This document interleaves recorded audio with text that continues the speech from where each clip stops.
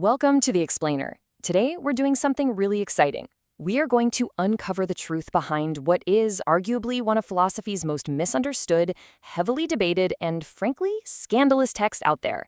We're talking about Friedrich Nietzsche's The Will to Power. We are going to strip away all the myths, look directly at the raw source material, and figure out what this brilliant, completely prophetic thinker was actually trying to tell us about the future of humanity. Okay, let's dive into this. You're looking at the famous vintage edition of the book, translated and edited by Walter Kaufmann. Now, the title itself, The Will to Power, is incredibly famous, right? It's literally one of those phrases that has just completely permeated pop culture, political theory, and even everyday conversation. But here's the wild part. Despite its fame, its actual contents remain a total mystery to most people. Very, very few have actually read it cover to cover, and even fewer know the crazy story of how it was actually put together. Which brings us to a massive, overarching question. Is this book actually Nietzsche's philosophical masterpiece? I mean, for decades, people assumed it was his final, crowning, systematic achievement. But the big reveal here, and this might surprise you, is that it absolutely is not. The book, at least as it was originally presented to the world, is actually a heavily debated, artificially constructed collection of raw, unpolished notes. So here is our roadmap for The Explainer today. We'll be covering 1. The book that never was. 2. The arrival of nihilism. 3. The roots of meaninglessness. 4. Decadence and cultural exhaustion. And 5. Active versus passive nihilism. Section 1. The book that never was. A look into an unpolished workshop. So let's look at this timeline because the history here is absolutely scandalous. Between 1883 and 1888, Nietzsche was basically just scribbling unpolished thoughts in his notebooks. We're talking writing back to front, skipping pages, you name it. He actually completely abandoned the idea of publishing a book called The Will to Power. But then, in 1901, after his death, his sister Elizabeth took over. She published a totally fabricated, highly manipulated version of these notes. Fast forward to 1930, a guy named Alfred Baumler promotes this fabricated version as Nietzsche's systematic magnum opus, which unfortunately perfectly aligned with the political ideologies in Germany at that time. It wasn't until way later, in 1956, that a scholar named Schlechte tried to reorganize it chronologically to discredit those older versions, though honestly, he kind of made a mess of it too. Finally, in 1967, Walter Kaufmann steps in. He gave us the version we use today, honestly translating and editing these raw notes while acknowledging exactly what they really are. And that is exactly what you should take away from this. This is not a finished book. It's a peek into the raw, unpolished workshop of a genius. While it's definitely not his final polished system, these notes are amazing because they offer us a fascinating, unfiltered look at his most prophetic ideas, completely unconstrained by the pressure of being a perfect published manuscript. Section 2.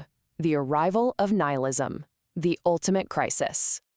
We hear this word literally all the time, right? But what does nihilism actually mean in the context of Nietzsche's philosophy? It's a term thrown around in movies to describe some edgy character who just doesn't care about anything. But for Nietzsche, it was way more profound than that. It was a very specific historical and psychological event.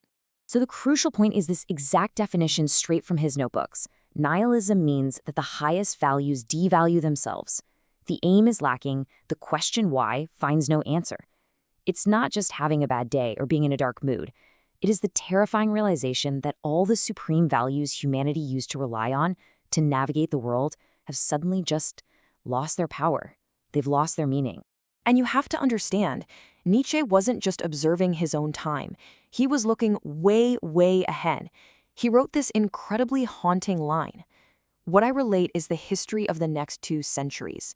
I describe what is coming, what can no longer come differently, the advent of nihilism.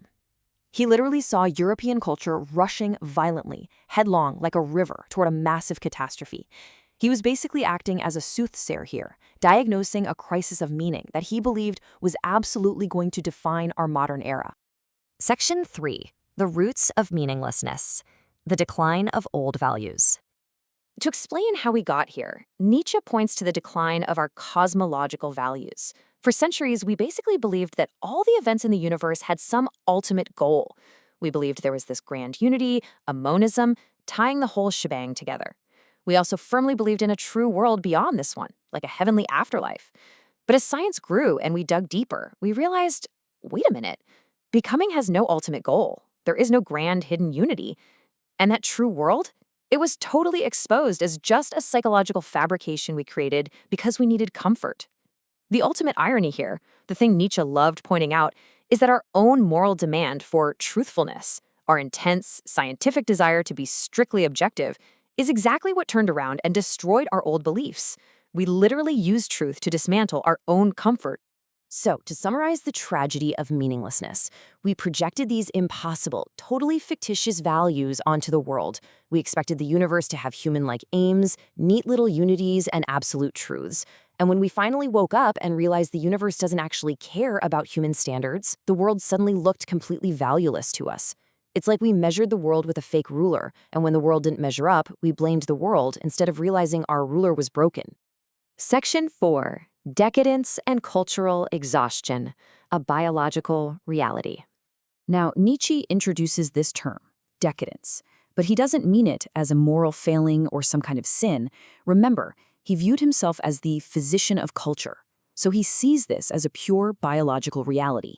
Decadence is a physiological condition of waste, decay, and broken resistance. Just like a growing human body naturally produces waste, a growing complex society inevitably produces exhaustion and decay. It's baked into the system. You can't just pass a law and legislate it away. And this brilliantly illustrates how a 19th century philosopher perfectly described modern-day burnout. Just look at these symptoms he jotted down on his notes. A weakness of the will, coupled with extreme irritability, where just about everything gets on your nerves. An overvaluation of pity. Seeking out narcotic escapes, whether that's intoxication or just wanting to sleep all day to avoid reality completely, vice, sickness, and just a heavy general pessimism about life. The biggest mistake we make, he notes, is confusing cause and effect. People think these vices are causing their exhaustion, but actually, they're just the consequences of a much deeper underlying physiological decline. So nihilism and decadence essentially act as a brutal sorting mechanism for humanity.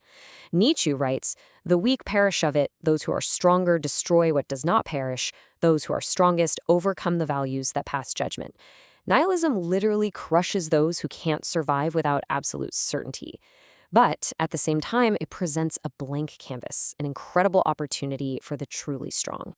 Section 5, Active versus Passive Nihilism. The ultimate choice. Now, what's really interesting about this slide is the clear duality between strength and weakness when you're faced with a meaningless universe. You basically have two choices. On one side, passive nihilism. This is a clear sign of weakness. It's that weary resignation. It's realizing the universe has no grand purpose, and your reaction is just to seek numbness. You just want the pain and the confusion to stop. But on the other side, active nihilism. This is a sign of increased spiritual power. It's a violent, active force of destruction. It means looking at the old rules, realizing they're completely fake, tearing them down, and using that newly cleared space to create entirely new values from scratch.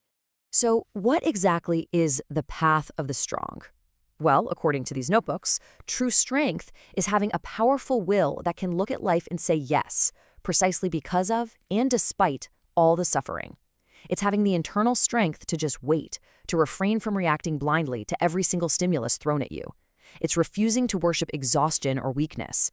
Ultimately, the path of the strong is having the guts to endure the terrifying realization that there is zero pre-given meaning in the universe, and stepping up to take on the responsibility to forge your own meaning anyway.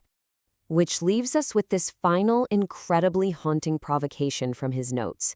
If you really want to test your strength against nihilism, try imagining this: existence exactly as it is right now, without any meaning or grand finale, just recurring over and over again for all eternity. Could you honestly say yes to that life? It's a question that challenges the very core of how we choose to live every single day, leaving us with a raw, unfiltered glimpse into a mind that dared to look straight into the abyss and then demanded that we build something beautiful out of it.